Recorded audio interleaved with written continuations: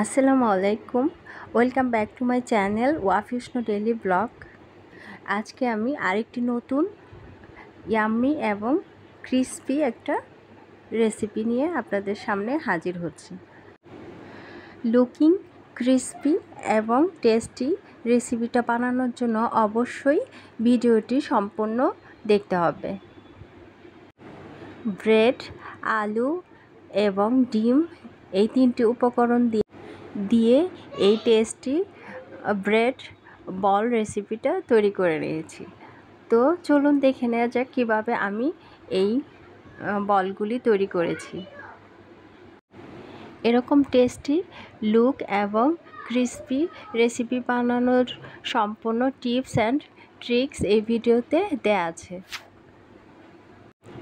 Bread role তৈরি করার জন্য প্রথমে আমি এখানে 4 পিস ব্রেড এরকম ছোট ছোট করে পিস করে নিয়েছি। এগুলি আমি এখন ব্লেন্ডারের সাহায্যে ব্লেন্ড করে নিচ্ছি। এখানে আমি সবগুলি ব্রেড ব্লেন্ডারে ব্রেড করে নিয়েছি। সাথে আমি হাফ চামচের কম হলুদ, মরিচ, ধনিয়া, জিরা এবং পরিমাণ মতো লবণ অ্যাড করে এই ব্রেডগুলির সাথে ভালোভাবে শুকনো অবস্থায় মিশিয়ে নিচ্ছি। এরপর এগুলি ভালোভাবে মিশানো হয়ে গেলে এগুলি একটা সাইডে আমি রেখে দিচ্ছি। এখন এখানে আলু এবং ডিম ভালোভাবে ব্লেন্ড করে নিচ্ছি। এর মধ্যে আমি পরিমাণ মতো মশলাগুলি সব দিয়ে দিচ্ছি। আমি এখানে হাফ চামচ মরিচ, হাফ চামচ হলুদ, হাফ চামচ ধনিয়া গুঁড়া, হাফ চামচ জিরে গুঁড়া এবং পরিমাণ মতো লবণ অ্যাড করে দিচ্ছি। সাথে কাঁচামরিচ, পেঁয়াজ এবং ধনিয়া পাতা অ্যাড করে দিয়ে ভালোভাবে সবগুলি উপকরণ মিশিয়ে নিচ্ছি। সবগুলি উপকরণ মিশানো হয়ে গেলে এর মধ্যে আমি ব্রেডগুলি দিয়ে দিচ্ছি। এখন আলুগুলির উপর সম্পূর্ণ ব্রেডগুলি দিয়ে ভালোভাবে মিশিয়ে নিচ্ছি। সাথে একটা ডিম অ্যাড করে দিচ্ছি। সবগুলি উপকরণ এখন হাত দিয়ে আমি ভালোভাবে মেখে নিয়েছি। এখন আমি আস্তে আস্তে সবগুলি বল এরকম তৈরি করে নিচ্ছি। বলগুলি তৈরি করার সময় অবশ্যই হাতে অল্প একটু তেল লাগিয়ে নেবেন, তাহলে বলগুলি দেখতে অনেকটা সুন্দর হবে। আর এভাবে আমি সবগুলি বল আস্তে আস্তে তৈরি করে নিলাম। এখন এখানে একটি ডিম আমি ভালোভাবে ফেটিয়ে নিয়েছি এবং বলগুলি ডিমের মধ্যে চুবিয়ে তারপর আমি ব্রেড ক্যামের মধ্যে এভাবে মাখিয়ে সবগুলি বল প্রসেসিং করে নিচ্ছি।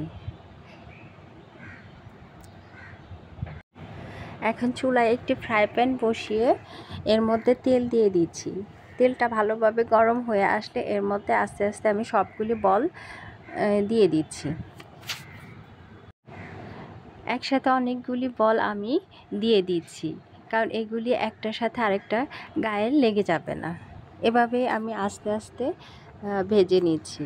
অবশ্যই তেলটা গরম হওয়ার পর চুলার আঁচটা মিডিয়াম হিটে দিবেন, তা না হলে বলগুলির কালার একদম পুড়ে যাবে।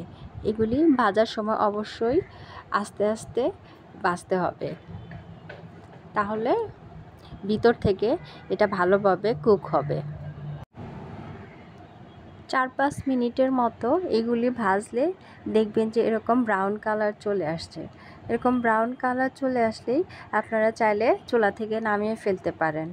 আমি আরেকটু ডার্ক করে এগুলি ভেজে নিচ্ছি। আপনারা দেখেন দেখতে কতটা বিউটিফুল লুক আসছে। এই তো রেডি হয়ে গেছে আমার ব্রেড, আলু এবং ডিম দিয়ে বলগুলি।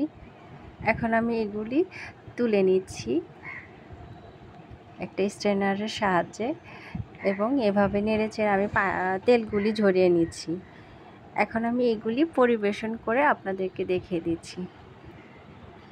আমার এই ভিডিওটি যদি আপনাদের কাছে ভালো লেগে থাকে তাহলে অবশ্যই আপনাদের ফ্যামিলি অ্যান্ড ফ্রেন্ডদের সাথে বেশি বেশি শেয়ার এবং সাবস্ক্রাইব করবেন। সবাই ভালো থাকবেন। দেখা হচ্ছে নেক্সট ভিডিওতে। আল্লাহ হাফেজ।